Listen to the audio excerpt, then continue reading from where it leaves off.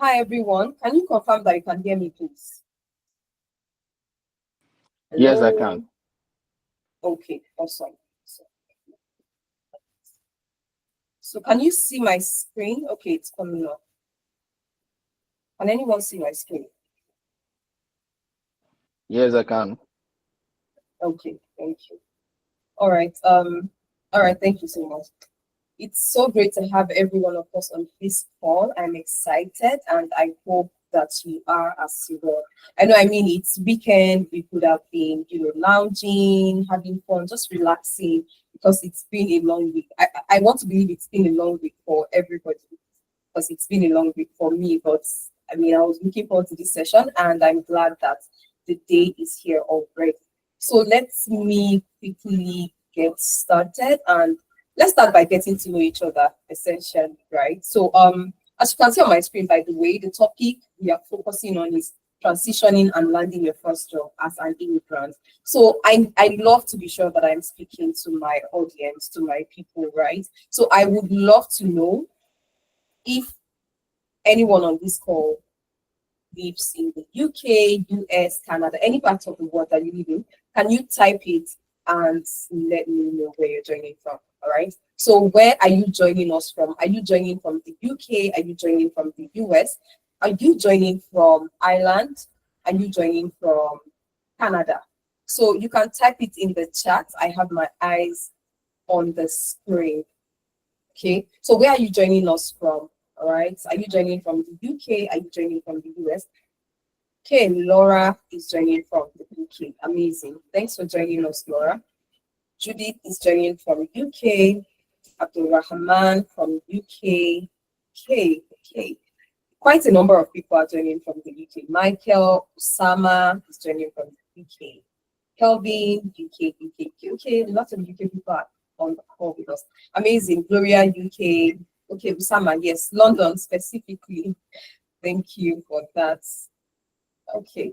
So it's amazing to know that we all are joining from the UK, and that makes us all fall under the category of immigrants. And I want to believe that we are already in tech. If so, please give me a thumbs up. If you're already in tech, Usama, why are you asking that question? Is it because of the way I pronounced your name? Yeah, I would like to know why. Is it because of the way I pronounced your name? Okay, so amazing. We all are in tech already. If you're not in tech yet, please give me a thumbs down. Okay. If you're not in tech yet, give me a thumbs down. All right. So just give me a thumbs down. You love America. Well, I don't reside in America. I'm joining from the UK myself, but I'm a Nigerian, as you can see from the name, right? Okay, we have some people that are not in tech yet. Amazing. Okay, Philip. Hi, Philip. All right. Okay, quite a number of people are not in tech yet. Okay, so what career path are you in? Just type it. Have you gained a tech skill yet? If yes, what career path have you gained skill in? Is it data science, data analytics, data engineering? And for those that are indicating that they have not taken a tech course yet, you can let me know the career path you are currently practicing, right? Any career path that you're currently working on, that you can type it in. But if you've gained a tech skill, just type data analyst. Okay, I'm not yet in tech, but I have been trained for data analysis. You're in tech already, you're just here to land your job. Okay, maybe I need to clarify. I'm not saying you need to have gotten your job. I mean, have you taken the course, right? It doesn't matter if you've gotten the job or not. I mean, this session is perfectly for this category of people. You've taken a course, you are yet to land a job in tech. That's essentially who this session is for, right? So, okay, quite a number of people have taken a course already in tech. Okay, Joanne says work experience, industrial attachment for students in cybersecurity. Amazing. I see a lot of cybersecurity, project management, no job yet. Okay, that's fine, Gloria. Elisha, cybersecurity, not yet in tech, but just working as customer rep. That's Lizzie.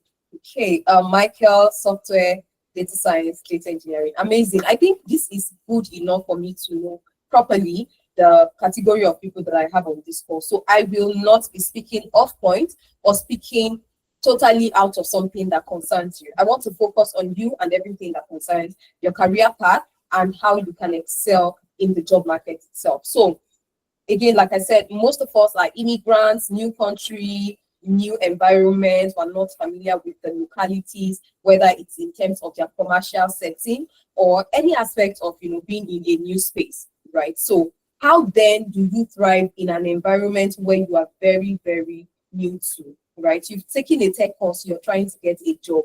You've taken it because the issue we're going to be tackling in this conversation today is not just even being new in a space, whether you've been there for like 5 years, 10 years. I mean, you were not born there. So at some point you have to get familiar, right? And familiarizing ourselves with a new environment goes beyond just maybe the food and everything, even the job market itself and their commercial setting or their business setting is something that we need to be familiar with. So how do you get yourself well grounded in that space such that when it comes to looking for a job, you are able to, hear about it, know how to apply, the best way to also apply, and the best way or the best place to look, right? So let's start from the major challenge, which is taking a tech course and then trying to land a job. It's a universal problem, or rather, yeah, it's a universal problem. I think while everybody was introducing themselves, somebody said, I'm not sure if it's a he or she, but they've taken a course already, right, in data analysis, but to get to land a job as a data analyst, it's a struggle that we are all familiar with. I went through that myself when I took my software engineering course, and how I navigated, I'll be sharing that today, right? So when you take a course, the reality dawns on you that it feels like you've not gotten enough yet. It feels like, okay, I am not presenting what these recruiters want. So what exactly is missing? It is actually proof of work, right? They want to see that you've done this somewhere. And why it is super important to be addressing that. But then one thing you need to bear in mind about this session is the fact that we are not just going to be addressing problems, but also going to be addressing the solution. How you can solve the solution, how you can solve this problem. So you'll be leaving this session with so much knowledge on how to implement what will help you land that job, essentially, right? So thank you for joining. I see a couple of people are recently are just joining us. So this session is focusing on transitioning into the tech space as an immigrant. How do you navigate the job market? Now, the major problem that everybody that's taking a tech course faces is the problem of landing a job. Recruiters want you to have experience, but then how do you gain that experience without having a job? Like, is it going to be magic? How exactly do they expect you to even have something to show when they would not give you the job? Please, if this is a familiar problem, you can give me a thumbs up. If this is like a very much familiar problem to you, you can give me a thumbs up. You try to apply for jobs, so what you keep hearing is we need someone who has done it before, or can we see your portfolio, or can we see what you've done for another brand or another business before, right? They just want to see that proof that you've done it. I only see 2 people giving me that signal that, okay, I have encountered this. So if this is a familiar problem, give me a thumbs up. If it's a problem that you're not familiar with, give me a thumbs down. But I will still proceed. All right, thank you, Judy. So this is the problem that Amdari itself is facing, all right? The problem of lack of experience, right? Recruiters will not give you the job, and then you don't know where exactly you can get that experience when nobody will hire you. That's why we created and designed Amdari, and this is a platform that allows you gain hands-on experience working with real businesses across the UK, US, and Canada. And by so doing, you are actually gaining the local experience that is needed of an immigrant, right, in a new place like the UK, the tech space especially. And then, and because it's ever evolving, it's competitive, and not like your international experience is not valid or relevant, but they just want familiarity with their own standard, right? So like I said, we'll be addressing all of that. So the problem Amdari is solving is that of the experience. Nobody will give entry-level professionals, job seekers, that opportunity because they want you to have experience beyond projects, right? Have you impacted a business? Was there an impact? Was there metrics involved? When they are scanning through your CV, they want to see all of that, right? So the only way you can have it is to be in an environment that really, really provides you with that. And that's what Amdari has built. And we'll get to that again, like I said, shortly. So the problem of inexperience, we are solving it. And the brain behind Amdari First, we have Ifemena Ito.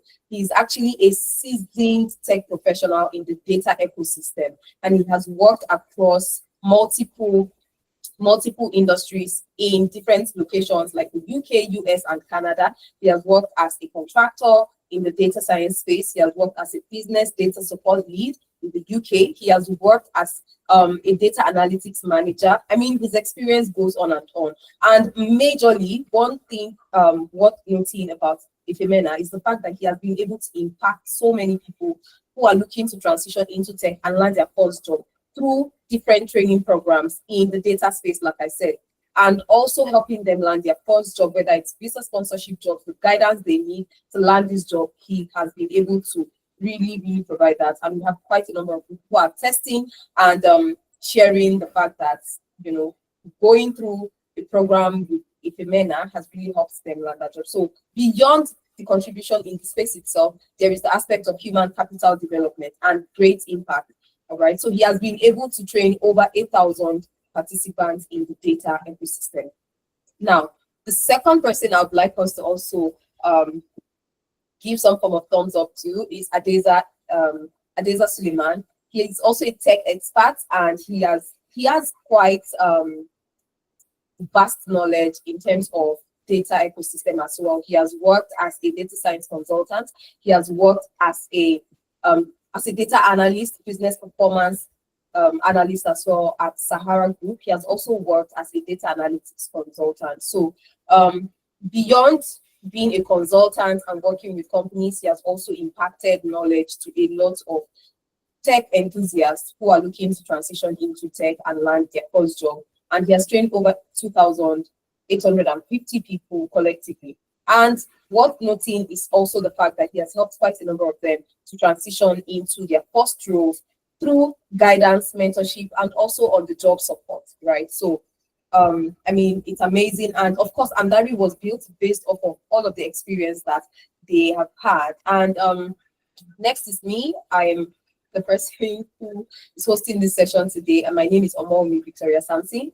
I am very much passionate about using technology to make impact, and that's why the work we do at Andari is very dear to my heart.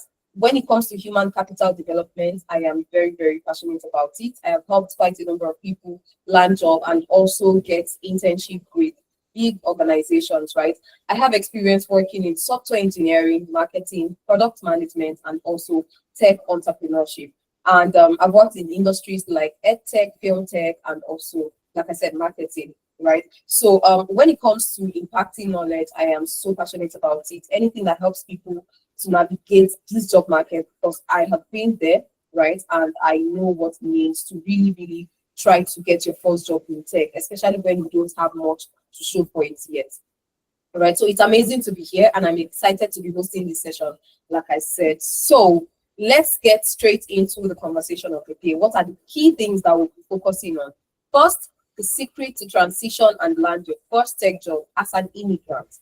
Then the lies we were told and how to patch the tech experience without a tech job. I believe that this is something that would really be helpful to a lot of people on this call. Like I said, we are not just pointing out the problem, we are also addressing the solution itself, right?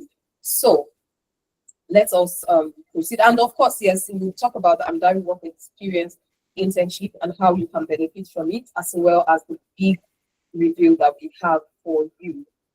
All right. So this session is very important for a couple of reasons. First reason being that you are an immigrant and you're struggling to break into tech despite having the skills. I mean, there is no denying the fact that you've taken a course, you've gotten your certificate most likely, but now probably you're in a new city, a new country, whether you took the course before relocating or you took the course after relocating, it doesn't really matter. What matters is you have taken the first step. You have the skill, right? The next thing is to land the job, but it's a struggle. And you didn't expect that it would be this much of a struggle, because maybe you heard the same thing I heard. Tech is booming. Tech is evolving. If you take a course in tech, you would land a job fast, because it's an industry that people keep hiring for consistently. If this is something you heard when you were before you took your course, or even during, or after taking your course, you can give me a thumbs up. You hear that getting a job in tech is, I mean, the jobs are there. You heard that the jobs are there. Just give me a thumbs up. All right. So again, another reason why this session is super important is because employers want proof of impact, not just knowledge. So how do you make yourself that person that shows them that, yes, I have impacted people and businesses before? Let's even remove people. I have impacted businesses before, and this is my proof of that. How do you get this proof? That's what we'll be addressing, because this situation of employers looking for impact is something, or proof rather, something that we cannot push aside. So let's not even dwell on the fact that, oh, how do they expect? Let's see how we can be that person that has what they want, right? That proof of impact. So that's why this session is important. Another thing is, you don't need more certificates. A lot of people get caught up in that loop of, I think I don't know so much yet. You go on LinkedIn, you see somebody talking about what they've done, how they've been able to do this, how they've been able to work on that project, and you feel, I don't know so much like this person yet. I don't think I'll be able to land the job. Like, we're already self-sabotaging, right? You feel you still need to learn, you still need to watch more tutorial videos, you still need to expose, but sometimes you need to just switch things up. Switch up how you learn, and that would be your saving grace. And when I say switch up how you learn, it might be you moving from just watching tutorial videos and focusing on, getting another certificate and another certificate, to just applying what you've learned so far, right? You've learned something, apply it. You've learned something, apply it. By so doing, you realize that you unlock a lot. In fact, you surprise yourself. Something that I have actually also discovered myself. So it is very important for us to know that at some point we might get caught up in that loop of learning, because we feel we don't know so much as this person that posted on LinkedIn yet. And whatever their secret is, you don't know, but you feel what you have to do is to keep watching tutorial videos. But in actual fact, you just need to switch up how you learn, right? So we'll take a look at all of that now. So what's that lie that we were all told? It's what I hinted at the start of this session. Just take a tech skill, take a tech course, and the jobs will fall into your lap, or they will fall on your lap. And that's because employers are hiring so much for these tech roles, and the jobs are there. It's not a lie. But the aspect that is a lie is the fact that they just say, oh, you just get the job because the recruiters are looking for, the person to fill in. But the reality check is that it is merit-based.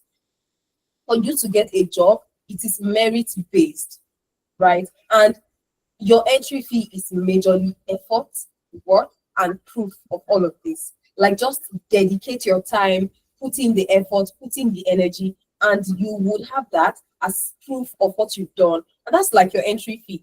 So the jobs are there, it's not a lie, but the ease of getting it is the lie, right? They make it seem like just take the course 6 months later. In fact, the people not helping situation are people who would come online and tell us 3 months after taking my course, I landed my first job. I am not saying the duration that they told you is a lie. I am saying that they might not flesh out the work that they did in order to get that job. They just tell you the end result without talking about the journey. It is a journey that has to do with you dedicating, being committed, and burning the midnight candles, right? So yes, people get jobs 3 months after taking a course. In fact, that fast, it's very, very possible. But the work that goes in, what they did to get that job, they need to talk about it. They don't talk about it, right? It's a lot of commitment and dedication, and that pays off. Like, it pays off. It makes you stand out, all right? So it's not a situation of the jobs are not there. It's definitely there. And I'll explain from my own experience, like I said, right? But while this session is going on, I would love for us to understand that I have a toolkit that I would love to share with us after this session. It is a toolkit for every job seeker, right? It's a toolkit for every job seeker. It's like, what's the best way to call it now? And the only way you can get it is by filling the attendance form that my colleague is dropping. Apart from the video recording of this session that we have, right? Apart from this video recording and the slides, I would also love to share like a toolkit, which is more like your manual or handbook on how you can navigate this space and land your job. Everything in detail beyond what I'm saying, and you can just follow it page after page, just implement and adopt everything that is being said.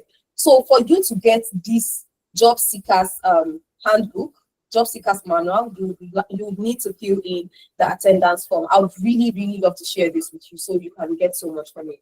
So moving on, like I said, one of the things that we are told is that the jobs are there. It's not a lie. People get jobs 3 months after taking a course. It's not a lie. But the work that goes in is one thing that they leave out of the conversation, right? And a lot goes in. So this is what I used to believe, right? I used to believe that completing a boot camp was my finish line. I just need to take that course as a PM and I would get my first job. Or oh, I just need to take that software engineering course. And again, real story.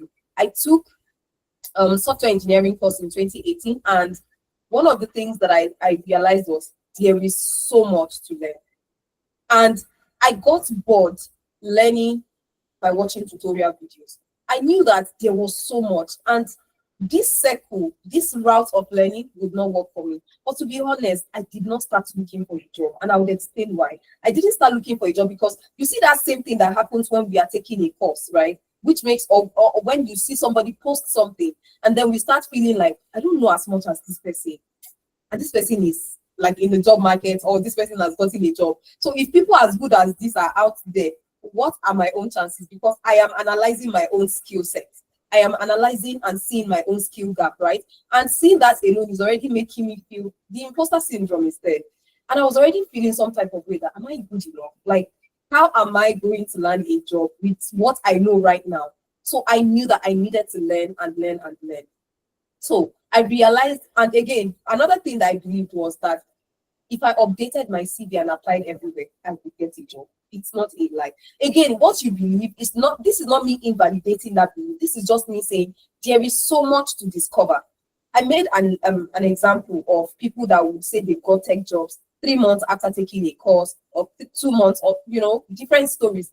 It is not a lie. It is just that so much goes into the picture. So the same way, what I used to do is not a lie. It's just that there is so much for you to discover, right? So I thought that my past work experience would automatically translate into value. But if I don't know how to communicate it as a transferable skill and show proof of how it kind of merges with my new field, it would not really be relevant, right? So I discovered that later. I'll get to that. Then another part is, I just need to post on LinkedIn and or rather, posting on LinkedIn and going the extra mile is just not that necessary, right? I would not post on LinkedIn because I felt it's really not. In fact, I used to have just 15 connections on LinkedIn until when I started my internship, and it was one of the most essential. Like, it was just important for us to show up on LinkedIn.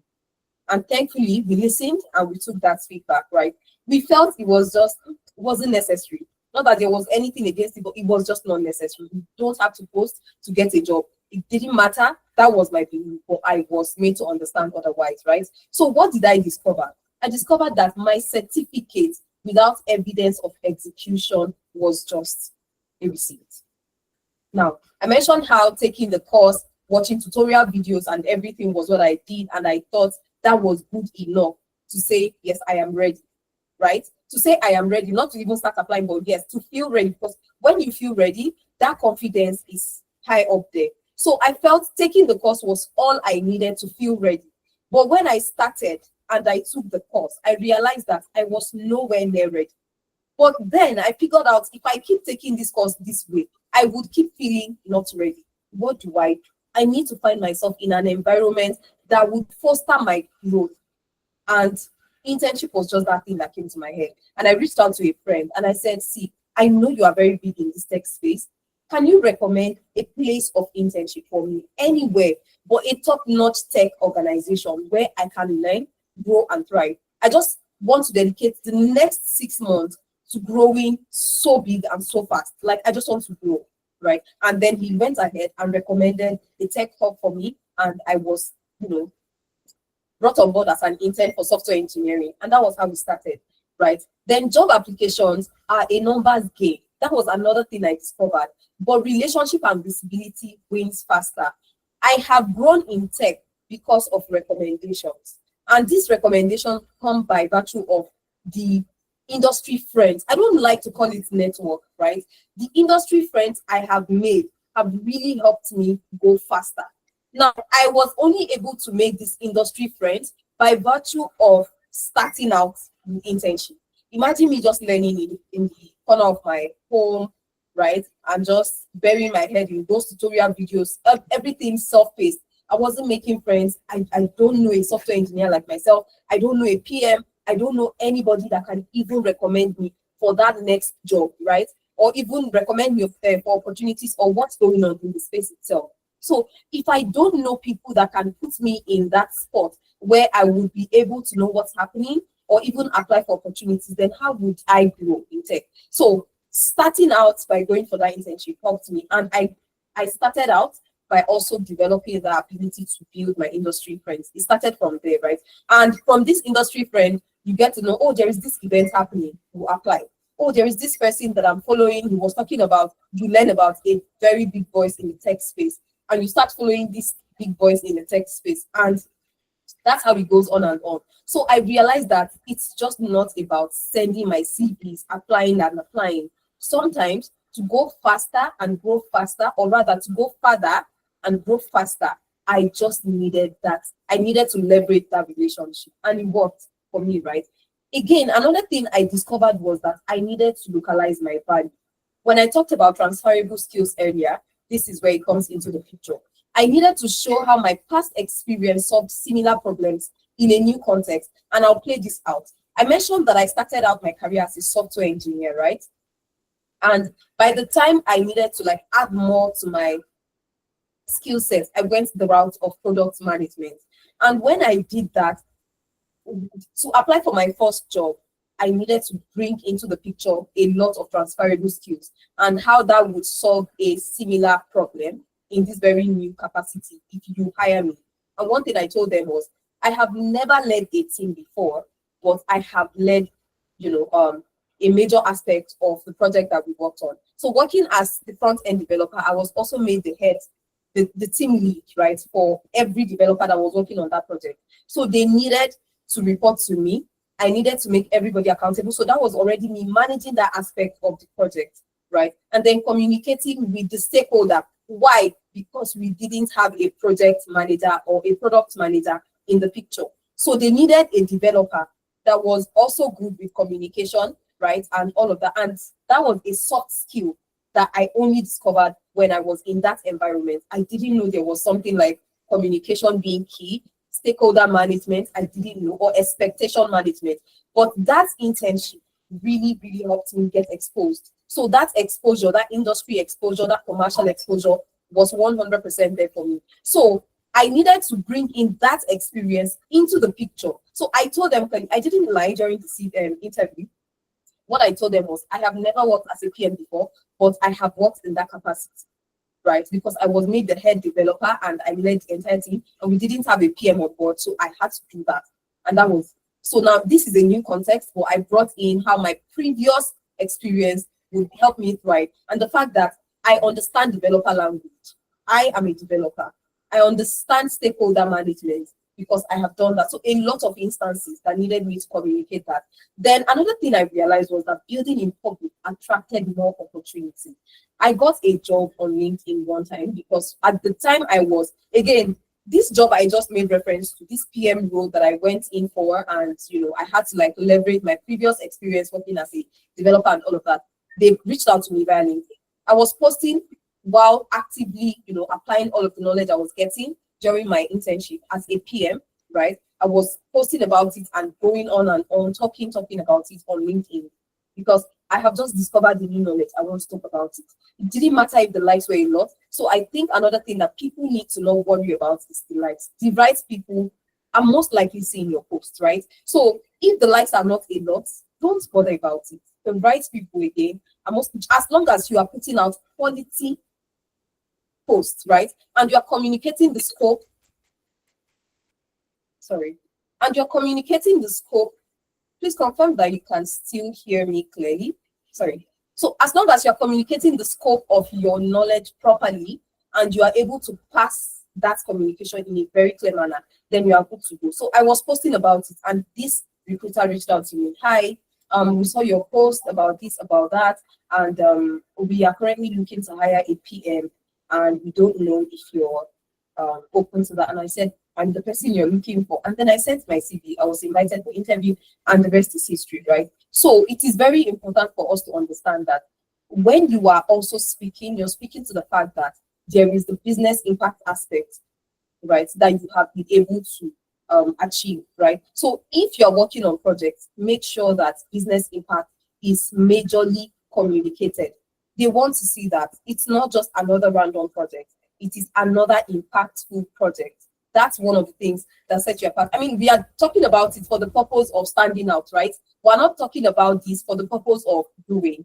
So if we are talking about this for the purpose of standing out, we might as well go to the extent that we know you give us results. So that is why I said it's not just about working on projects, it's about working on impactful projects. Whatever is worth doing is worth doing well, right? So yeah, I'm working on projects, but recruiters want to see the one that is impactful. So you might say, I worked on projects, it's in my portfolio, I have everything there, but what was the business context? Was there any? What was the impact? Was there any? Right? So that's like the major thing. So everyone says you need experience, you need a job, you need experience, you need a job. But then I have said this again. You need a job to get experience, but how exactly do you get it, right? And it's not just them being, just saying this. I really love it for us to always put ourselves in the shoes of the recruiters, right? So when they say that experience is needed before you can land a job, it is not just them trying to make it difficult to get in. It is just something you need to see as a strategic challenge. It's a strategic challenge, and you can only attack it strategically. Like I said, if we are going all out, we might as well address what would help us stand out, right? So we are not just having this conversation just to fulfill all righteousness. What is that thing that can help us get this result, right? I would properly explain it, right? We would get to that. So I just wanted us to point out the fact that this thing is not just a buzzword or just a phrase. It's a strategic challenge. So how do you intend to tackle this problem of you need a job to get experience, but there is no job, or rather, there is no experience without a job, right? So now let's do a quick reality check. One of the major challenges of, the immigrants who are looking to land their first job or anything like that is that adapting to a new job market is very difficult, right? Understanding their commercial environment is one of the things that they want to know that you have, right? That's the recruiters now. So do you have it? No. If no, again, this session is not just us discussing the challenges. We will address the solution. So I just want to create like a backstory, or like give us a proper background into this entire conversation before we even start talking about the solution. But like I said, I would be sending out a toolkit, right? A job seeker toolkit to anybody who is interested. So for you to have it, you need to fill the attendance form that my colleague is dropping. And would also send the slides from to this session to you, and also the recording of this session, just in case you want to revisit it at a later time. One of the key things you should not miss out on is that particular job seeker handbook that I'll be sharing. All right. So please fill the attendance form, and we would be so glad to send it to you. All right. So moving on, one of the realities of tech job hunting as an immigrant is also the lack of local experience, right? Local experience in the UK means, have you worked in a UK organization before? All right, thank you, Usama, for filling the form. Do you have a commercial experience working with a UK organization? If no, it is one of the things that would not, make this recruiter see that, yeah, it's familiar, right? And like I said earlier, it is not that your international experience or skill set is invalid. It is just their own prerequisites. They just want to know that you have experience working with a UK company. It's not like your experience working with other organizations from maybe Nigeria, when you were in Nigeria, and like is invalid or not relevant. They just want you to add more. And like I said, if we are going to address things, let's as well do it the way that will help you stand out. Now, there is also the aspect of limited professional network. if you do not have this professional network that would help you know who is hiring, where to apply for jobs, or even who to recommend you, because it's the fastest way to land a job in tech. A lot of people today that personally I have recommended for jobs, and they get it because it's coming in as a recommendation. And I will not recommend somebody that I can't vouch for, right? So it's either I have worked with you before, I know the quality of your work, I know your attitude to work, then I would be more than happy to either recommend you to a founder friend or to a recruiter that I know, or even to an organization I work for, because I know you. But how would I know you if I have not met you during internship, during an industry event, and I have followed you on WhatsApp, on LinkedIn, and I see the quality of what you put out, right? So there are different ways that would make your network know how good you are. Are you posting, right? If you don't work together with them, but you just have them in your circle, are you posting enough for them to see that you are so good at what you do? It's not you bragging, it's you showing that, yes, I can do this. And when an opportunity comes knocking, please remember my name.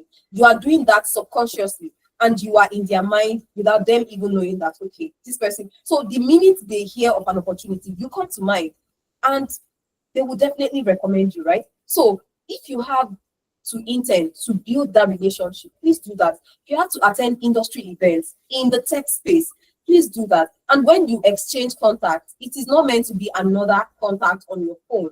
It is meant to be strategic, right? I remember when somebody, a major person in the industry, followed me on Instagram. Trust me, I posted about an event that I spoke at, right? And I posted about it, made it easy for me to slide into this person's DM 2 weeks later, and this person offered me a job, because now I have proof on my social media, right? And I had to be very strategic about things I was posting. And because I have evidence, it was easy to just quickly put, because like I said, I wasn't posting because I felt it's not needed. Imagine I just sent that person a DM without proof, because this person will look you up. I would look somebody up if you're reaching out to me and saying, oh, I need an opportunity. I want to see what you've said in the past, what you've done in the past, and how you think and how you speak, right? I want to see proof of that. And then I would be curious to get to know you. I can already form like an idea about you, and it's possible I already like you by what I see you post about, talk about, and how you already position yourself, right? I can already like you, and I would want to get to know you. So if you're not strategic about your positioning, how would you land that job, or how would you get the attention of that industry person that you so much admire, right? That you so much admire, and it's either, oh, I would like to really learn under this person's mentorship, or oh, I'd really like to work for this person, but your page is not representing you enough. This person would ignore, right? So proof of skill, this is where it comes into the picture. I was so strategic. Now, one of the common career switcher myths is, I need a tech degree, or I need more certificates. I mentioned you will just keep finding yourself in that loop of learning and never feeling ready, because you are not applying what you've learned. And when you are applying, you will get stuck. How you get out of that situation is you learning again, right? So it's just like when we're in school and the maths in class during your typical lesson period is just pretty much the simplest you would encounter. The minute you go into that exam room, what you see is your actual reality, right? It is something harder and tougher. That's when you have to adopt or apply bond mass, right, into the mathematical equation. But in class, it was just pretty much 2 times 2, 1 plus 1, and the likes. It was always that easy. It's the same thing with taking a course in tech. What you learn in class is not the actual reality of what's waiting for you in the, not just in the job market, even when you start working. I remember when I took my own course, one of the things I needed to do was to watch a day in my life video of people who had done this. I needed to watch a day in my life video of different people who were in the career path that I was chasing, and I discovered a lot. First, my love for that space, right, made me realize that, oh, okay, yes, I'm in the right space. I picked what I really love, right? But then the reality aspect, right? Okay, this is what they do on a day-to-day. These are the challenges you most likely will face. And that's even on one side. When you now get into the job, it's a whole ball game itself. So the myth is not, it's yes, I need more courses, I need more certificates. That's not the case. You've learned enough to start working. Trust me. You just need to give yourself that opportunity and put yourself in that situation where you can constantly practice. And one thing they say about information retention, if you are not applying, trust me, you can only retain as much as 98% within the first 2 days. By the next 30 days, you only have like 20% information that you'll be able to retain. That's because you have not been practicing. So for you to retain what you know, you need to constantly practice, right? And then, oh, I need to master 10 tools before I can start. Starting out as a software engineer, to even go into that particular internship, I only knew 3 programming languages. And one thing that happens in the developer space is HTML is not even categorized as a programming language. It's a markup language. That's what they tell you. So that's CSS and JavaScript, right? And I learned Node.js when I started my internship. It was during my internship that I also learned these tools and the tech stacks that were very, very much needed to thrive in my space. So for starting out, I just did HTML and CSS, and then I was learning JavaScript when I applied for my internship. So I only knew just 2, and I got that internship. But to even get that internship, I still needed to show them what I had done, right? So that's just the major thing. So you need to understand that you know enough to get started in terms of applying your knowledge, right? So I would like to also address one other thing. That's the tech hiring dialect. And this one worked for me, and it's something that I have seen a lot of recruiters, or rather, sorry, a lot of tech job seekers who have also shared their success story. Explain, right? I mentioned projects, I mentioned proof, and then I mentioned positioning. I had projects just to even get my internship. They needed to see a web page that I had built. If not, I would not even, it was not a paid internship. I was not paid a dime for interning for that 6 months. And that was just it, right? Because they feel they're helping me. And I was learning. And trust me, what I learned, honestly, if I needed to pay for that knowledge, it would be super expensive. Because I learned so much and I grew fast. So one of the hiring dialects that I knew that really worked for me was those projects. I needed to show proof that I had worked on something for me to get that internship. And then, yes, that's the proof aspect. Then the proof aspect goes beyond just, showing that I needed to also post on my social media strategically. Remember what I said about this tech person following me that I admired? He followed me and I just went to my archive. Things that I never posted, events I spoke at and I never posted, I went ahead to post it just because this person. And I knew that if I follow up with this, if I reach out to this person, he might not know what I can do or what I carry, right? Or what I know. Let me put it that way, or what I know, right? So I need to post so that he knows that I know and I'm already working in this space or doing things in this space. So I needed to post it. It was strategic, right? So when I did that, that helped me position. So that was me showing proof and then positioning, because again, that was the strategy. And I reached out just for him to be my mentor, and that gave me a job that changed my life for good. Like, I am not exaggerating. I reached out for him. So me positioning and doing all that was just so that this person would know that, okay, I am worth mentoring. That was it. I am worth mentoring and all of that. And by the time I sent him that DM and pitched myself, everything, like I said, I knew he would check me out. And then he was like, oh, we actually need somebody for this role. And I said, I'm the person you're looking for. And then he said, drop your number, I'll call you. I have never seen this person before, right? So strategic position is very important. And one thing I did, right, after everything I've said and all of that, was I never applied for a job immediately after my course. No. Remember what I said about not feeling ready? I thought I needed the course to feel ready, but when I took that course, I realized that I was not ready. Then I reached out to my friends, please, anywhere I can intern. Yes, my own beggar is still going to choose, right? I want internship, but I need a quality place. And then he gave me the place, and then I went there, I applied, and it was even a physical internship, right? And it was unpaid. So I was even spending money on transportation. I would have loved remote, but it wasn't an option for me. So I went ahead, and it wasn't paid throughout my internship, but I grew and I learned, and that led me to discovering this type of people that you need to even position yourself for, just for them to even give you an audience. I learned about a lot of people in the tech space, leading voices, people you should look out or look up to, people who are constantly posting about this, about that, that you will gain so much from. my friends, my industry friends made me realize that, and I made these industry friends from my internship. All right, so let's look at the job or the career paths that these recruiters are consistently hiring for, right? One thing we love to do is to make sure that anything we do or say is backed by data. We don't want to just say, oh, take my word for it. Thank you so much, guys. I see the reactions. Thank you. All right. So we don't just want to say, oh, take my word for it. This is it. This is it. Go ahead and apply for this job. No. We needed to do our own research. What are those career paths that recruiters are consistently hiring for? We checked out LinkedIn, we did Glassdoor and the likes, and then we did our analysis, right? These career paths, the ease of learning is there, the ease of transitioning is there, and it is highly rewarding in terms of your take home, right? So, what are these career paths? We have listed 8, not limited to these 8. Please don't get me wrong, not limited, but these 8 are like major, and they have like a longer lifespan in terms of, oh, in 10 years' time, will this career path be relevant? Yes, because AI is a thing. And if you're right now, everything is AI, the advancement of technology is surrounded by anything that is driven by AI. And how do you build these models?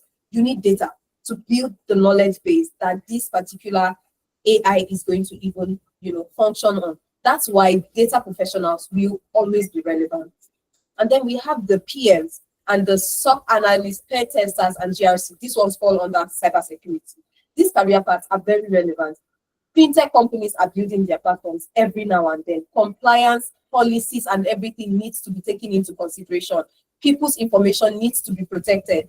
A lot is going out there every time, all in the name of, driving how we live or how we exist with technology. So that means this career path will also be very much relevant in the next 10 years, in the next 5 years. And then we have business analysis as well, right? At every point in time, you need your process to be more effective, more efficient. You need people that will speak to the other teams that are either building your product or managing the development of this product. That's where the role of the business analyst comes into the picture. So you need to understand that beyond everything that we have said, we were very particular about those career paths that will still be very much relevant. Again, like I said, not limited to what we have on the screen, but we needed to also focus, right? So these career paths are in so much demand, right? And they are all backed by data from all of these job boards, right? So if you're looking to have a career in tech, please don't just pick any career path. Pick the one that is in demand. But by the time you streamline it into, okay, yes, I have filtered and these are the career paths in demand. Which one do I resonate with? Just pick that one. But gladly, a lot of people on this call said they have taken the courses and all of that. And what we are addressing is just to validate that if you have taken a course in this career path, you have made the right decision. So please can you give me a thumbs up if you've taken a course in business analysis, project management, data analytics, data science, cybersecurity. Just give me a thumbs up. So like I said, this is just to validate that if you have taken this career path, these courses, you are actually on the right path because this has been validated and yeah, based on what we saw on these job boards, right? So yes, you have taken the right job. So if you're still struggling to land a job, then we need to actually address that, right? So yes, this is actually also beyond the job board. This is also backed by the what's it called now? Future of Jobs report from World Economics Forum. As you can see, the career paths that would be so much in demand in the next 5 years, right? And the career paths that are listed here. So beyond the job boards, we also have the World Economic Forum backing this up with their research. You can check out their 2025 report as well. These career paths are there. Financial analytics is there, supply chain specialist under data analytics and data science is also there. So these are the career paths that are very, very much in demand. So now you all have indicated, right, that yes, I have taken this course and I have, so if that is the case, okay, Ahmed is here to take the course. But like I said, you can always make the decision from this call to know that, okay, yes, let me focus on this career path. All right. So yes, let me focus on this career path, right? So like I said, we're just validating it for people who have already taken that step. But for you who is yet to take the step,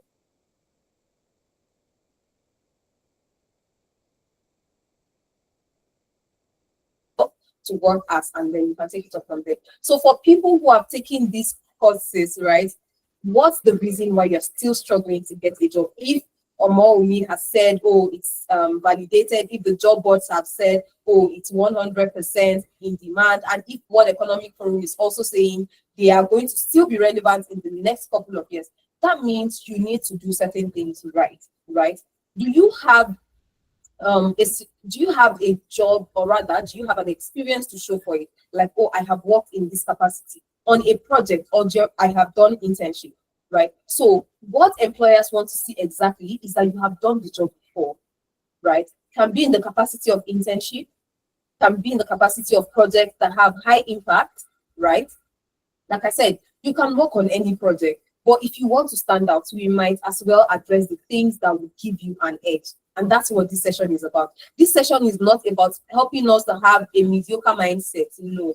This session is not about making us do little and say, yes, I have done the best that I can do. I cannot come and kill myself. No. This session is about doing so much more so that you stand out and you have a competitive edge. So they also want to see that you can communicate and collaborate. How do you show them that? Your social proof, what you posted on LinkedIn, what you posted on Instagram, right? The strategy, right? And how you also communicated in your portfolio, whether you have it on GitHub, how you kind of explained the project, how you broke it down. They want to see that. They also want to see that you can learn fast and take initiative. Trust me, one of the things that I see as gold, like a golden asset that anybody can have, any job seeker can have, is that ability to take initiative and also learn. We are all not perfect when we take that first job. We are all not how can I call it, Wikipedia, or like we know everything when we take that first job. Pretty much that first job just builds us, right?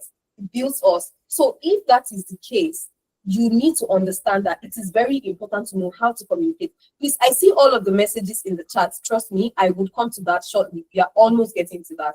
Please, I see all your messages. Thank you so much. So they want to see how well you can communicate. They want to see how you can also, that you're not waiting to be told what to do. If you've done it before, you'll be bringing transferable knowledge. You'll be able to make recommendations because you've done it before. You'll not struggle. You'll not need micromanagement, right? And this session is for career switchers. That means we've done certain things before. So we are not kids in the space. So imagine being told what to do every now and then, even though you've done like 5 years in a previous career. Now you're in a new career and you are being micromanaged, right? So you don't want to really be that person that's micromanaged. It's okay to, get certain feedback. It's okay to learn, right? We learn in different ways through feedbacks and all, but not to now stoop so low to the point of being micromanaged. How do you make yourself that person that is not, micromanaged? Again, this session is for career switchers, so it's very important for us to put ourselves in that level where we are also properly addressed. And when we even go in for interviews, we represent ourselves in such ways that we ourselves can be very, very, proud of. So thank you so much. I see the reactions. Thank you. All right, so the best way to gain this valuable experience and to give back everything that I've said in terms of, okay, what these recruiters want you to have is to have that technical skills and experience as well as employability skill. When we talk about technical skills, we are talking about all of the things you can do with Power BI, Excel, Tableau, all of the things you can do with Splunk, that you can do with Wireshark, that you can do with Autopsy, all of the things that you can do with Trello, Jira, Confluence, right? Miro, Draw.io, all of the things, everything you can do with all of your tools that helps you to carry out your work. They need to see proof that you have applied it, like you gained experience working with those tools, right? You've done something. So the employability aspect is how well have you packaged yourself in terms of how well have you packaged yourself in terms of, communicating the soft skills that you have, because soft skills help you keep the job. Imagine landing a job with all of the technical skills that you have, and you are in the room now, you have the job and everything, but you don't communicate well. You don't manage crisis well. Do you know that can actually mar your opportunity? Like, you're already in, but you're not so good with communicating. You're not so good with time management. every time it's either budget exceeded, the company is wasting more money because there was a very poor communication approach that was adopted. Soft skill is important, and how you develop it is actually majorly from working with a team, not in isolation. Internship and an environment that helps you with that is one thing that you should be looking out for, right? So this, in combination with all of the things that we have said, is definitely going to help you land the job. Among me, you have to link me with the connections. Okay, we can talk about that later, Joanna, definitely. But make sure you fill the attendance form, like I said, right? I hope that, we still get to interact after this session. So yes, so like I said, I'll attend to all of the comments, right? I enjoy how you met your mentor that landed you that exactly. So yes, so let's move on real quick. I don't want to take too much of our time. I really appreciate that we are here and we are 100% following. So I don't want you to get bored, please. So your resume is just a summary, right? Your portfolio is the evidence, and how you get to have that evidence yourself, that evidence that is even above and beyond basic. That is one thing that I would love to address. So your evidence, that's your portfolio, needs to show problem-solving projects, not just random projects, right? So yes, Ahmed, you can definitely have that. My colleague will drop the link for that, but please fill the attendance form, right? So, like I said, they need to see that the projects you've worked on actually solved the problem. And the problem it solved is related to an actual business, right? An actual business, and it has a proper business context. They also want to see clear roles and your contribution in all of these capacities that you have worked, right? So if you're looking to get a job as a data analyst, what was your contribution in that regard? So you can have something like how you used Python and Pandas to clean and analyze 100,000 plus rows of customer data, identifying a 12% churn risk pattern. This purely talks about something, impact and metrics, and a business. This talks about impact, metrics, and business, right? And that is it, okay? They also want to see diverse projects that show range. This helps them see that you go above and beyond. Again, one of the key things that employers really want to see is they want to probe into how you think, the kind of professional that you are, right? So if you're already passionate about your own career, they know that jumping on board, working with them, it's your career, right? And your win in that organization is your win. So imagine you help a company go from maybe their annual revenue of, let's say, 100 million to getting 500 million. That is your win. Yeah, the money is going into the company's account. If it's even a good organization, you most likely would have your commission, bonus, or something like that, right? But bear in mind that this win is in your portfolio. You can brag about it on LinkedIn and the likes. So it is yours. The win is yours. So if you're able to impact businesses in this manner, why not talk about it, right? So now you need to understand that to land a job, you need to give before you can see you are getting, right? And when you offer your skill, share your knowledge, and add value to an actual business, you are majorly positioning yourself to land that job, which is equals experience, right? Experience. And what we've been saying all along is they want to see experience, right? And experience majorly equals value delivered, right? So if you have gained experience in the form of the definition I gave it, you offered your skill, you shared your knowledge, and then you added value to an actual business, that means you have delivered value somewhere. I talked about an instance. You work with a company, and what did you do there? You helped them go from 100 million in revenue to 500 million in revenue, and you go in for an interview and you talk about this. That's you adding value to another business. Please, I'd like you to join my company, and whatever magic you perform there, come and perform the same magic here. And when you want to even negotiate your salary, that gives you that edge already, right? So how do you make sure that you are in that space or in that spot to land that job, to show value, to even have the value in the first place? And that's where Amdari comes into the picture, right? So how can you get started?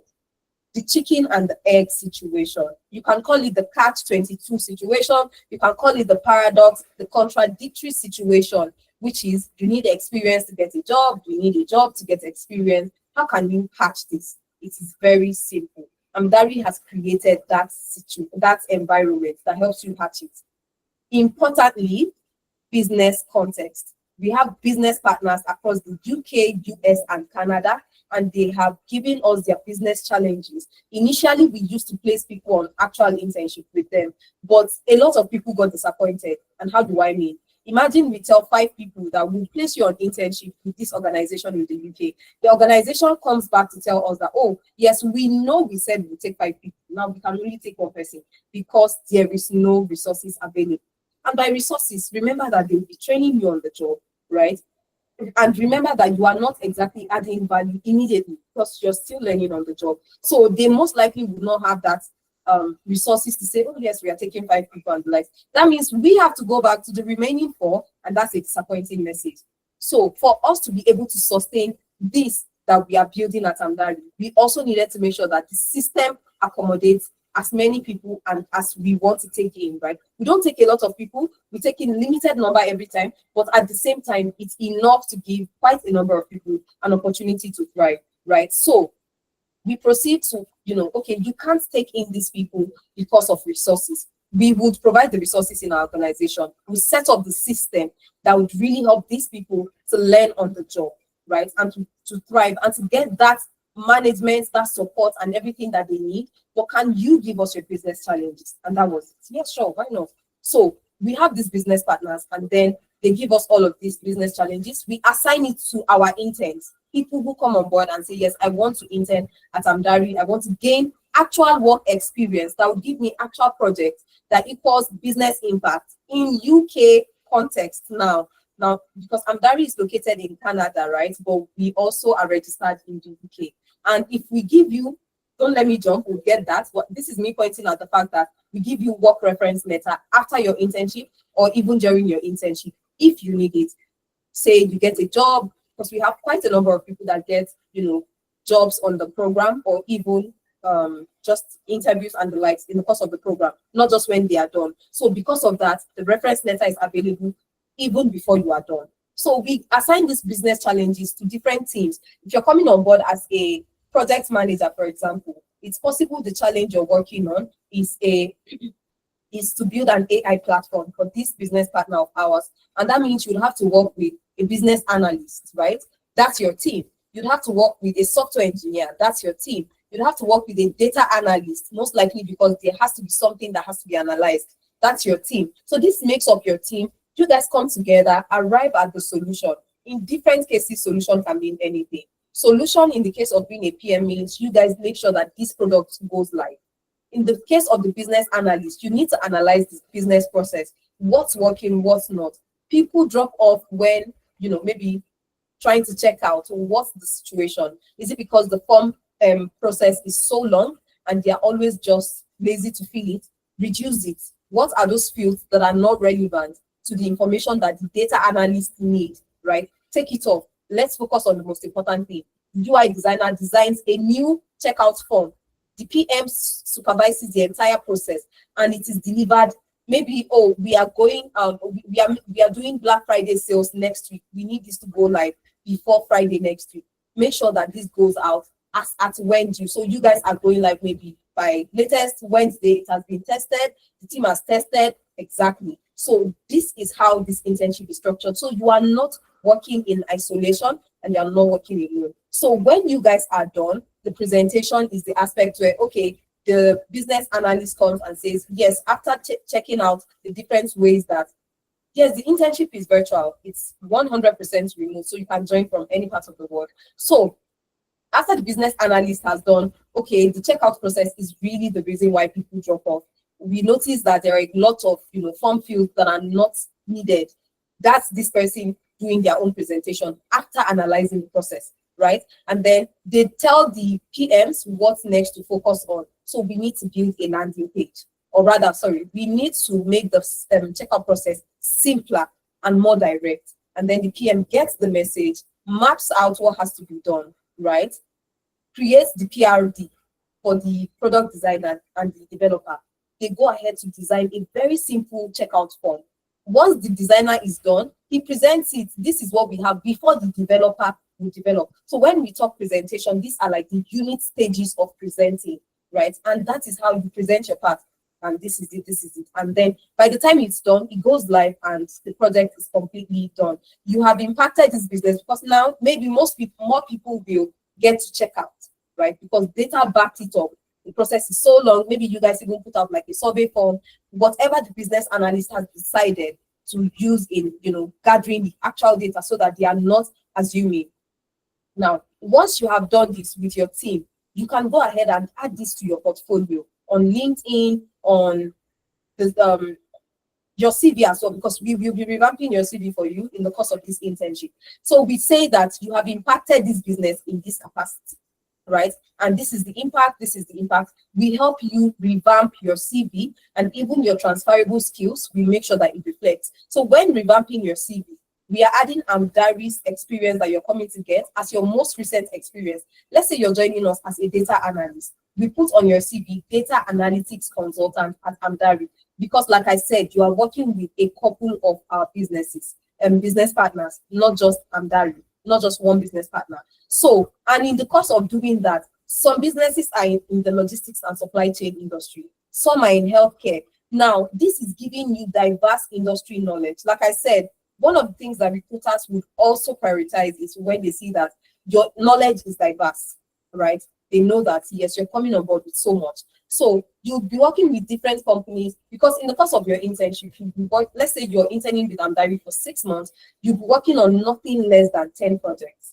right? So that's actually it. And then when we revamp your CV, all of the businesses that you impacted would be there. Yes, so the internship is for 6 months or 3 months, depending on the time that you want to allot to it, right? So if you have enough time, we recommend 6 months because you get to do more than 5 projects. But if you're going for 3 months, that means you can only intern for you can only work on about 5 projects of our business partners. So that's like 5 businesses, right, in the course of 3 months. So now the steps are broken down.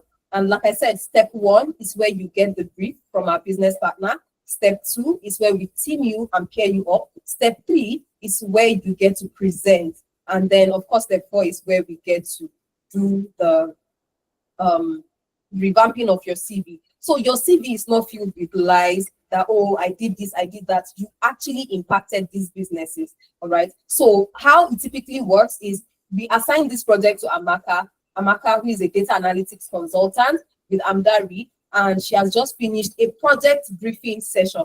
This is how you get to know the project you're working on. This project briefing, you get to meet stakeholders from this business from our business partners. You get to hear from the stakeholders, right? And you understand the business challenge. Now, from this session, Amaka, for example, received a challenge. This startup in Ireland is struggling to understand why their customer churn rate has increased by 27% over the last quarter. Her task is to use data to uncover the reason and recommend actionable strategies to reduce the churn. And then she goes ahead to work on it, and she has never worked in subscription-based industry before. So this is our opportunity to do that. Now, she has a team lead. I forgot to mention, you don't work in isolation does not mean you have a team alone. You also have a team lead. And this team lead is somebody with over 6 years experience or over 5 years experience. So they are not newbies. This person would guide you because remember, I said Amaka has never worked in a subscription-based industry before. So she might get stuck. She might need guidance. Right? This is something that recruiters always say, oh, we don't have resources for. But I'm hiring you as a startup owner, as a startup founder. I am not making money yet. That means I want you to come on board and already start doing things that equals we growing or we making money. But as an intern, you are still learning. You might not be able to do that or work in that capacity yet. That's why Amdari was created. We make you ready to be in that capacity. Now, so Amaka starts working on this. She does everything she has to do, seeks Amdari mentor to understand the problem. Her mentor is a team lead, right? And then we also have other mentors that are even external to your team lead, which I'll also show us. So she moves to our team group and then they discuss and deliberate and they arrive at the solution, right? Since she has these team members who joined from across the UK, like on this call now, I know we have majority of the people from the UK, but we have people who also joined this internship from the US and the likes. You work with your team, even with Nigeria and Ghana, right? You guys debate on the best approach to arrive at the solution, right? And you eventually reach a consensus. this is the structure of this internship. So you are not working alone, right? And after the resolution, you guys deploy your analytical skills, right? And provide solution. Essentially, this is the structure and this is how you work in the course of this internship. All right. So, like I said, this internship is for total rebranding. We totally rebrand you from giving you different industry experience, right, to also allowing you work on multiple projects, right? Cross-functional team experience. I made that instance of business analyst, PM, DA, and the likes, even cybersecurity experts or analysts, as long as it has to do with products that meet their compliance and everything, they join it. All right. Then you work as a team, collaborate, and you also get to build your own professional network from here. Remember what I said. One thing about building your professional network is you want people that will also be able to recommend you for jobs. The good part is most people on this call are in the UK. Imagine starting your own professional network. Somebody hears about a job there, you are recommended. Somebody hears about opportunity, events, and the likes. You guys are familiar with yourselves. You guys can meet at events and the likes, and everybody's growing. And then your industry friend in tech in the UK has started being, expanded, and it's growing, and your network is growing. And honestly, my industry friends have done so much in terms of recommending me for jobs, and it's one thing I'm grateful for. All right. So when we help you with that aspect of rebrand, we also help you with employability skills. Your CV is revamped, like I said. So when you start your internship, after you get your job offer letter, your job offer letter, your JD, and the likes, we also send you a form that helps us understand your past experience, right? And your goals for this internship, we get it as well, so that whatever project you are assigned is in line with the level you want to find yourself, even beyond, right? But we also just want to understand where you're coming from and what you want, so that we are not tailoring things that will not even benefit you or suit you. So that form helps us know the tools that you want to gain experience in, the type of industries that you would love to gain experience in, and then so that we assign those type of projects to you. And then again, your past experience, right? So we always love to understand that. We revamp your CV with all this knowledge. Then we give you the experience, the projects, and all of that with all this knowledge as well. Then we optimize your LinkedIn. There is mentorship, right? And there is career coaching. We do interview prep with you as well. If you have an interview, you can request for a prep session. So there is typically the scheduled interview prep session, but there is the one that you can request at any time out of the blue. So I have this interview coming up in 2 days. You send a message to your team lead. Like I said, you have a team lead that is available for you every time. And you guys have stand-up. I forgot to mention that, right? It's 2 or 3 times in a week. And this stand-up is where you get to discuss the status reports, what you're working on, where you are at, and all of that. And, moving the pin from this task to the other, and all of that. So the stand-up is there. So it's an actual work environment. It's an actual work experience, right? So, yes. And then when, hopefully, because we don't like saying if you get the job, when you get the job, there is on-the-job support, right? So we help you with any form of support you need after you've landed the job. So we always say something. We will do our part at Amdari. We would love for you to also dedicate. I mean, if you're jumping on this program, you are jumping on it for a reason. So please stay committed. And as we are doing our part, do your part as well, so that you get the results that you need. So I'll reiterate again, please, if you are yet to fill the attendance form, kindly do so. We'd love to share the recording of this session with you, the slides from this session, as well as the job seeker toolkit. We'd really, really love to share it with you. So we've talked about the CV revamp and everything that we help you with, all right? So let's move on to the next aspect of the conversation, which is when the next cohort is starting. Now, the next cohort is starting on the 10th of May, as you can see right here.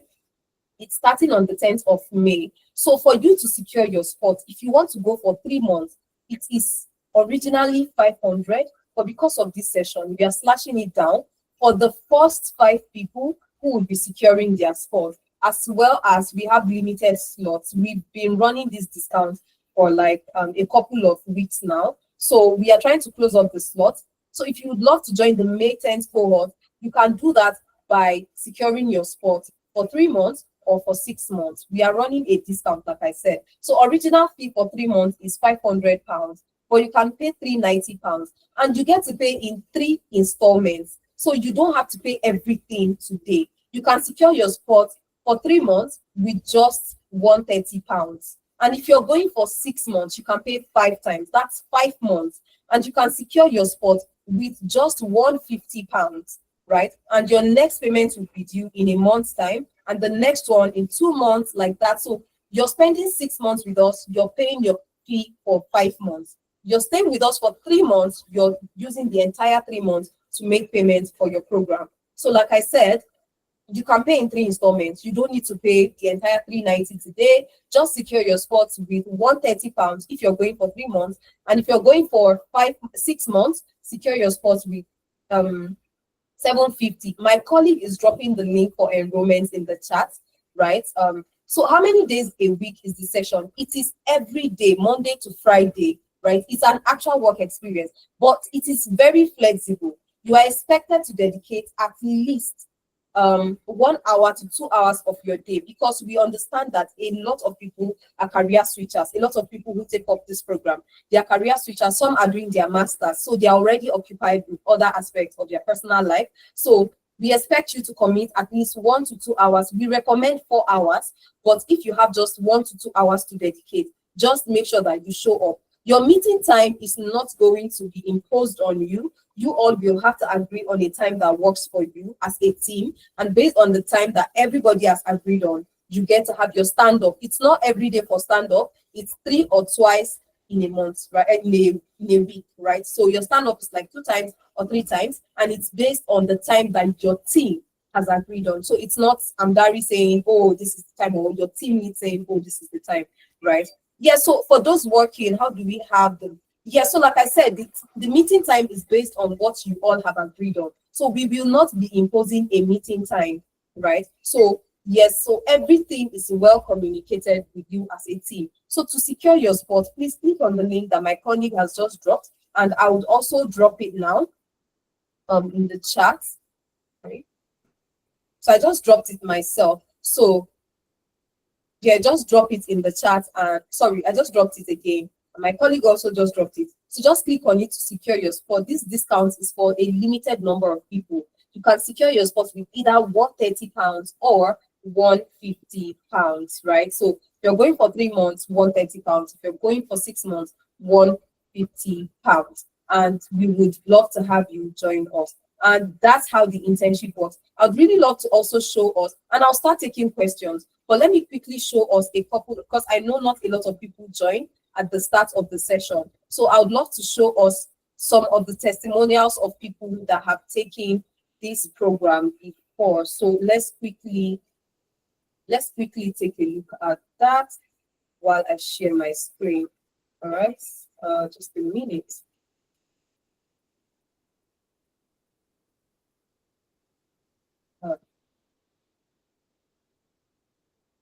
Okay. As an international student in Canada, getting a job wasn't just about skills. It was about proving I could work in a North American business environment. I joined Amdari's Project Vault, and that changed everything. I got access to projects tailored for real companies in finance, healthcare, and e-commerce. No fluff, just work that matters. I created a data-driven sales forecast for a US startup, designed the customer retention dashboard for a Canadian e-com brand, and learned to present my findings like a pro. In my last interview, I shared my Amdari portfolio, and the hiring manager paused and said, wow, this looks like something our internal analyst would do. That's when I knew I'd level up. If you're an international student like me, trying to break into tech with more than just theory, Project Vault is your bridge to real-world credibility. It worked for me. It can for you too. All right. Please confirm that you heard everything in that video before I shared the other testimonial. And then Rita, okay, great. Rita says, if you still have questions after this session, where do we ask? So my colleague dropped a Clarity Call booking link. So you can click on the booking link and join our Clarity session. We have it the entire week, right? Mondays to Fridays. So you can book it, and we'd love to have a conversation with you. If you choose to do the 3 months, will you still get the benefit? Yes, you get everything. The only difference is duration and number of projects, right? You know, by virtue of 3 months, the other people will get to do more projects and you can't do it, but you get everything. I forgot to mention that you get a free portfolio website, which you have access to for life after the internship. And then you also have access to job board, right, on Amdari website. The remote job board gives you access to as many jobs as possible, right? So let's just quickly come here. So the remote job gives you access to as many job board jobs in the UK, US, and Canada as possible. So you are not limited in any way, right? So let me share this other. So let's just quickly listen to Nimat as well.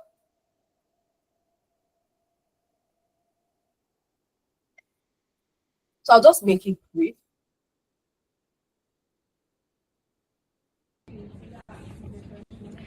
Yeah, my name is Nimat, and I have been able to joining Amdari has been, I would say, a blessing for me because it has afforded me the opportunity to kind of put a structure around my professional life.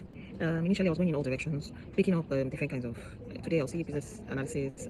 I'll probably try to study on my own. The next, I'll do data analysis. But with this work experience, I was able to gain, hands-on experience on, real life data, real life data analysis, and it has really helped me to gain more confidence, in being able to, carry out those projects and also present them. So I would say, majorly, what I've gained so far from Amdari will be the opportunity to work on real life data and also to work on not just one industry kind of data. So I've worked with various industries, and it has helped me to streamline the area that I feel like I will kind of align to, which is the finance industry. So I like data from the banking sector. It can be I was able to work on different kinds of data, like data from the finance banking industry that has to do with converting customers from being students to and categorizing them, segmenting customers, moving them from one segment to another using data. And at the end of the day, the organization is able to make informed decisions based on the segmentation. So we've also worked on data that has to do with supply chain analysis, healthcare, and in fact bringing everything to life. And I've also had the opportunity to work in cross-functional teams. We're currently working with data engineering, data science team, and also project managers and the BAs. And we're working on real life projects. So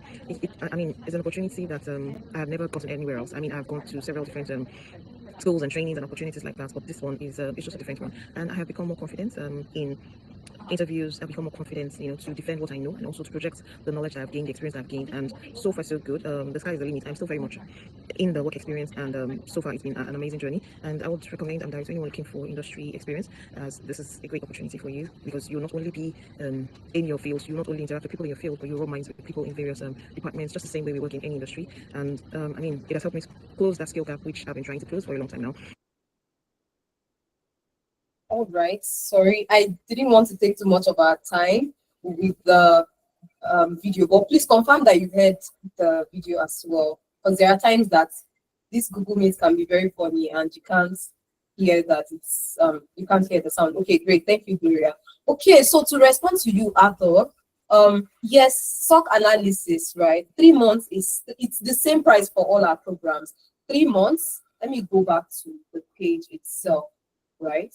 So it's the same price as you can see here. It doesn't matter, right? It's the same thing for 3 months for all programs and for 6 months for all programs. So because of the discount, it is £390 and £750, depending on the duration you're going with.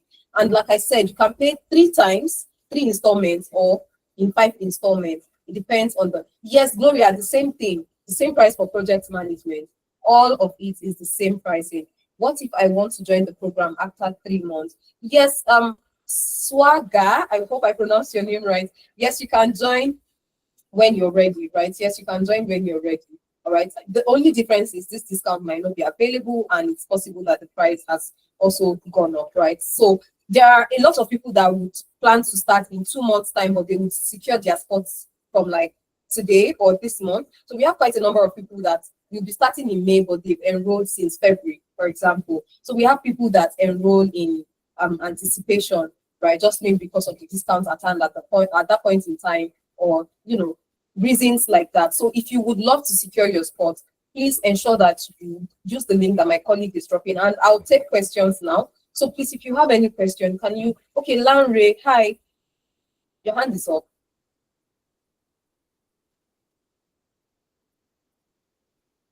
Hi, Lanre.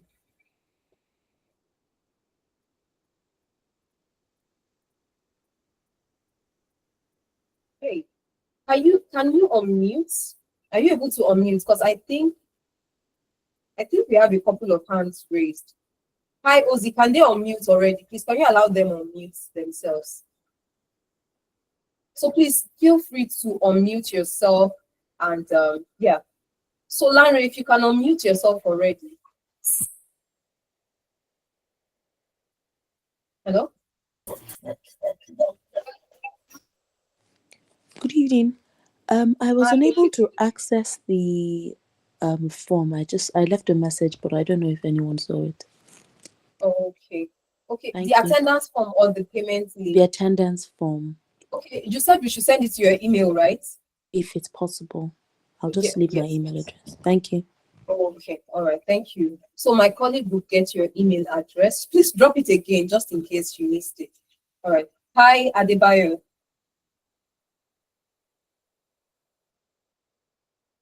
Sorry, can you hear me? Loud and clear. I can hear you. Yes. So I just want to know, like, because at the moment I've actually undertaken a course already.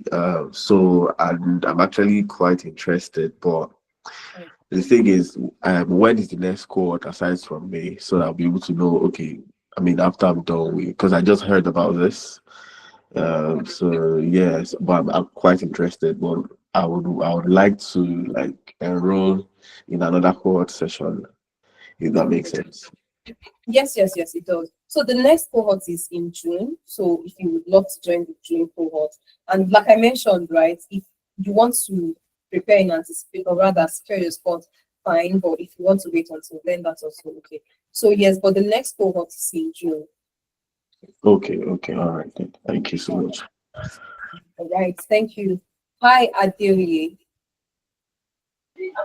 Hello. Okay, good evening. I just have two questions. I understand the fact that a lot of companies are coming up with these data analysis. They promise to everyone and everyone like, oh, they'll do this, they'll do that. I really don't. At least I know I've done two trainings like this, and at the end of the day, I don't see the value for it because all these that will give you internship, will give you this, is not what I ended up getting. So, how authentic or how will I know that this is real about what you guys are doing? It doesn't make sense paying this huge amount and not getting value for your money. That's number one. Number two is fact that, and from your testimony, I feel if you have so much huge population, you should have more people testifying to what the accident has been like. And for me, I don't think it's more Sorry, like I didn't get that part of testimonial. Can you say that again? so I said for testimonial, I've not hearing someone tell me well from what they've said so far about what you do to help them to achieve those results, that getting the job, the experience, like the process until they get to that level. You know what I'm saying? Okay, so let me answer the first question and then I'll attend to the second question. So you said you've taken trainings or paid for trainings like this and you don't end up getting what you paid for. Amdari is not a training organization. Amdari is purely work experience. So it's not like we saying, oh, after your training, you get capstone projects, you get 1 month internship. No. So training organizations are the ones that say, oh, 1 month internship or the likes. Amdari is purely for the experience aspects, right? By the way, sorry, I need to quickly say this. For people who have actually secured their spot, please fill the enrollment form that you would see immediately after your payment. Once you're done paying, you get redirected to this payment, enrollment form, because that's how we get to send you your job offer letter and also your job description and contract of employment. So please make sure that you fill that enrollment form. It's very, very important. So back to Adeoye, like I said, it's not a training program, it's purely experience. So 100% you would, the only thing you're coming in for is experience. It's not experience as a side attraction or experience as the icing on the cake. No, it's actual experience. Would you be learning in the process? Of course. Do we have crash courses just in case of rusty skills? Because, oh, maybe I've taken this course for months now and I've not really practiced, so I can't remember how to use this tool. We have crash courses for that, right? We help assist you with learning, and like I said, we also have team leads just in case you get stuck. But Andari itself is not a training organization, and we do not do the typical, oh, we are training No, it's purely work experience. So that's entirely what you're signing up for. And then from the testimonial, I don't know if you listen clearly to what someone like Nimat, because we have quite a number of testimonials. It was just because of time that I didn't play the rest, right? So that people don't get bored and start dropping off before I attend to other questions. So they explained exactly how we help them.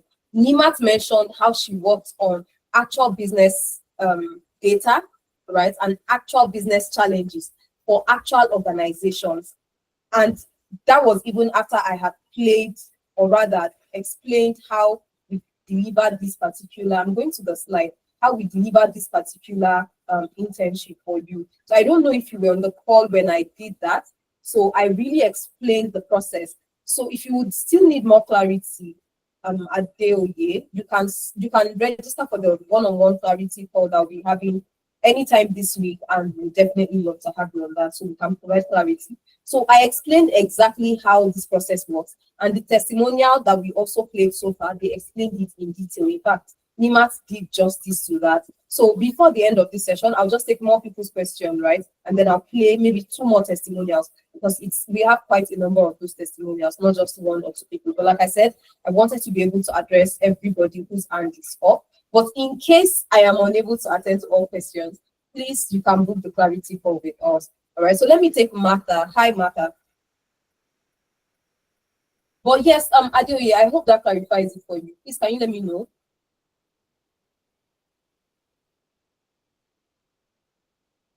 Not really, but continue.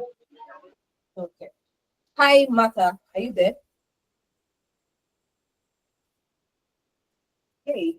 Me? Okay, Is it Martha. me? No, Martha. I think Martha. I never Okay, reach. Zubair. Yeah, Zubair, you can go ahead. You Okay, can go good ahead. evening. Actually, I enjoyed the program, and even though I was not concentrating entirely, but because like I think I've applied with one organization to like that for one of these programs. So like actually, my own situation is even complex. The thing is, I'm currently in the UK as a student. Like I'm completely done with my lectures. This is my third trimester. But the thing is, like it seems like almost everybody is moving into the pool of care. Or thing. So like then, when I began to start searching for jobs online, I noticed it has to they actually want more skills and experience based opportunity. There are more skills and experience based opportunity here that actually meets the threshold. And sometimes when I check some of these jobs that sponsor people, some of these companies that post for all these data analytics and project management, they do actually have sponsorship. But the thing is, the pool of students that are here, we don't really have that skill, and which is one of the major problems, especially coming from Nigeria. Because me, I don't even know anything about all these data analytics and project management, even till now. So one thing is actually I have interest in project management, even though I don't know anything. But the biggest problem is that because of students that are here in the UK, I feel like the major thing is for you to learn something that you find easy that will give you COS. So my first question is, among all those skills, all those programs that you do, which one do you think is like the easiest, or is it necessary that is something that I think I should go for? That's my first question. Then the second one is, I think you've answered some part that you said yours is more like an internship, right? Because the one I applied for, eventually I became tired. They'll just be giving you task. Sometimes when you have question, there is no when you ask people question, they just collected my money when I first came here. I just like use the money for them that I don't have time. So stuff like that. Because like me now, I'm the type that ask question a lot. To seriously, I'll not lie to you. If you give me a tutor, I will kill that person with question because whatever I don't know, I ask. I'm not really a fast learner, but when I learn, I make sure I master whatever it is that they teach me, and I'll make sure I learn it seriously. That's one thing. So I know my lapses and I know how to like counter it. So stuff like that. So like for example, I understand you say it's a 6 month, that there's a 3 month and 6 months, which I believe I know. Doing the 6 months home is the best. But the thing is the payment also. I have a question. I hope there will be flexibility on how we'll be paying, like we should spread it out because like as per student who will be for UK, it's not easy to just keep £900, £750 all at once. You understand, boy? if you can actually spread it out to us, because I'm sure there is no one that is committed to start making a payment for the first step that it will not give you a sense of the fact that yes, these people are committed. Because I noticed there is no, from among the people that have been asking questions, there is none of them that have actually spoken about the payment plan. Mm. So that's All right, another thank thing. you. And I All like the right, fact that you said is everyday thing that we'll be learning it every day, stuff like that. So I believe that means there's always things avenue to ask question and learn things. And I also love how your story, like the story you gave of how you got your first job or something. You say about pre make a see job like that too, because I find sponsorship. So all right, thank you. all those kind of things. Yeah. So I think really there are people interested. But I think one major thing that most people will be thinking is the cost, one, two, like what's it called? Yeah. Like they will be doubting, like me myself, I'm also doubting myself too, that if I should I pay know, this kind right? of money, am I sure I can learn this, let me say, project management or routine? Yeah, Okay, so you so see, like yeah. this person that I say that I'm into care, even me too, I care, I want pursue, but to an extent, I feel like let me just try something different. Yeah, You understand? which is good.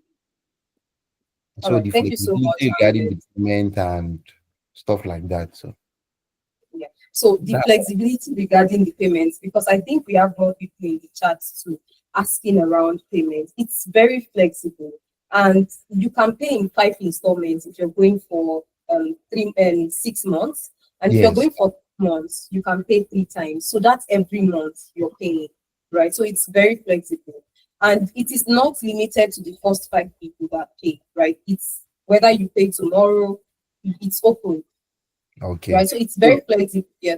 So okay. yeah, another question I have is, I beg, why not they do that 750 discount to for everybody? You know we are students. It's not easy. Oh. But actually there is a discount. That's why I said it's 750, Yeah. right? It's Mhm. originally 900 for 6 months, but there is a discount. So if you would love to take advantage, just jump on it already, right? Then yes, another question you asked, and it's still going to also like make me ask a question. Are you saying you've not taken a course at all in project management, for example? Zero, zero, me, zero, completely Okay. zero. I would So not in like. that situation, I would recommend you take a course first before you come to Amdari. Because like I said, when I was speaking to Adeoye, Amdari is not a training company, right? It's not like EdTech where you start learning from the scratch. It's purely experience. Like you've taken the course, you just want to work and gain that experience that will make you ready to land jobs, right? So that's what Amdari majorly does. So if you've not taken a course before, I can recommend Tenalytics. Tenalytics to you. Funny So enough, this is their website. Okay. I think 10 Analytics, I've joined them for like 3, 4 years ago, even when I was in Nigeria. So did you take the course? I didn't take any course. Okay. I think you should consider taking a course because that's the only way you can transition, right? Because you just said it yourself that you don't want to do healthcare, you are looking to transition into tech. So if you really want to transition into tech, consider the career paths that I mentioned. Do your research as well, right? In-demand career paths are things that you should look out for. So when you check them out, data analytics, data science, data engineering, cybersecurity, project management, business analysis, and the likes. Once you check them out, look at the one that resonates with you that you really like. It's project management. Amazing, right?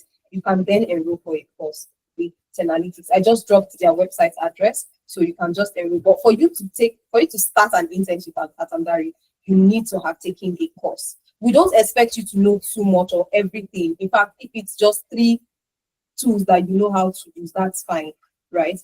The whole reason why you are interning is to learn on the job, right? But not having that knowledge of the field itself is just not something that would be good enough for you to just start internship, right? So it's very important for you to have learned it. You don't, like I said, you don't need to know all 5 tools, 10 tools, or no. Even if it's 3 that you know, right? You don't need to be an expert in themselves. Just know that yes, you've learned it, then you're good enough to start the internship. So, because I think somebody dropped a message in the chat, I'm trying to locate it again. It's regarding being a fresher and taking up this internship. So it depends on your definition of being a fresher. If you have not taken a course at all in tech, like at all, then you need to take a course. But if you've taken a course, it doesn't matter if you know 5 tools, 10 tools. The basic knowledge, the foundational knowledge is good enough for you to start this internship. We have crash courses on Amdari. The crash courses help you with purely, refreshing your knowledge. If there is like a skill gap, if there's any aspect that you have forgotten, which is what I want to quickly show us on the Amdari dashboard. Am I sharing this screen? Let me be sure. So yeah, if there's any aspect that you want to quickly learn yes, I'm sharing this screen. So on the Amdari website, this is our dashboard, for example. You can see the job board, and this is where we have different jobs that you can. And just by being part of this internship, you can apply to as many jobs as you want every day. There are visa sponsorship jobs on the platform, and all these jobs are fetched from very much valid job boards. GitHub, FlexJob, Indeed, Glassdoor, and the likes, right? And you can apply to as many jobs as you want. So we also have the Learn, which is the crash courses. This is where you get to take courses. You don't pay for them, right? Oh, I have learned how to use Tableau, but I can't remember. Crash course is here. SQL is here. If you want to take a crash course as a cybersecurity person, just click. It's all here, right? The courses are all here. You can see introduction to cybersecurity, network, and you don't pay for these crash courses just by virtue of the internship. Then this is the free portfolio website that you also have access to, right? Yes. This is the free portfolio website that you also have. It's loading, and it's everything a portfolio website should be. Your past experience. You don't pay for this website. You don't pay. It's just you filling a form, and the website is set up for you. You fill a form on this website. It's so easy to use, right? This is just the overview. You can see my years of experience. You can see number of projects. It's exaggerated, by the way. I'm just putting random details. So my contact details, if a recruiter, and you can share it with any recruiter. You can see. Let me come to the proper website itself. Yeah. Yeah, please. I have a question, because let me not lie to you. You see, this issue of basic knowledge that you are talking about, that we should go to then, and I'm very sure I'm not the only one that have this issue. Maybe let's say out of like 90 something people that were online, I can tell you that about 70% we are having the same similar issue.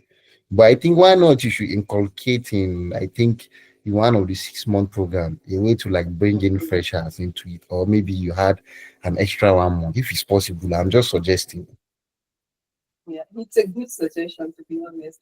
It's a very good, but you need to understand also, we actually have freshers in mind. That's why we created Crash Course. Look at it. It's because we have freshers in mind. Can you see? But we just love that people have some form of knowledge, because we want this experience to be purely work experience. While you're learning, it's still purely work experience, right? But then we just still provide. So this crash course is like resources. You don't need to go on YouTube. You don't need to start paying for one course on Udemy, Coursera, just to like, oh, I can't remember how to do Tableau. You don't need to go and pay for all of that. And we created this portfolio as well, because you don't need to go and pay developers to build a portfolio with a professional website that you can show off, right? So we have freshers in mind. Okay. Then another question I have is, these courses that are asking us to do, like for example, internal analytics, I think they are just purely courses like the normal UK courses that we do online, just to read about them and stuff like that, right? But it's not as if we are using the tools. So you'll be learning how to use the tools. That's the difference between learning and actually work experience. That's why I said at Amdari, you are applying the tools, right? You're working with the tools while working with these business partners. Yes. So you're not learning alone at Amdari. So you're not learning at Amdari, you are actually working. And again, it's very important that as we are learning, as we are working, you still keep on learning. It's the best way to grow. So, and you can share your portfolio. Just let me quickly talk about portfolio. You can share your portfolio with recruiters. You can put it on your CV, that part that you typically put portfolio. Just put it. Even after your internship. I wish I could ask a question. You will. I'm coming to you, Ikechuku. Sorry, you will. Coming. So there's a strong possibility I'll forget. Oh, okay. Go ahead.